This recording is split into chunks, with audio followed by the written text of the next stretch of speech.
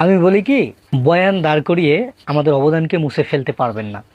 রণাঙ্গনের সম্মুখ সমরে ইসলামী আন্দোলন বাংলাদেশের কন্ট্রিবিউশন প্রতিটি ওয়ালে প্রতিটি ফিডে ভেসে বেড়াবে।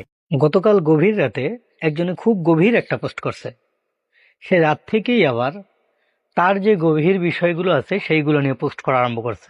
এর ফাঁকে আবার ঘটছে কি, বশির ভাই একটা মজার কথা পোস্ট করছে।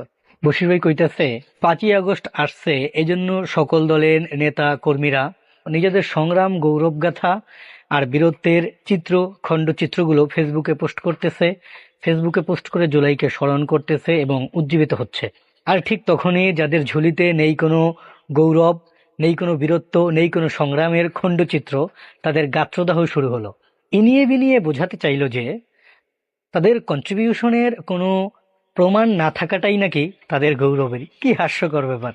আমি বলি কি, বয়ান দাঁড় করিয়ে আমাদের অবদানকে মুছে ফেলতে পারবেন না।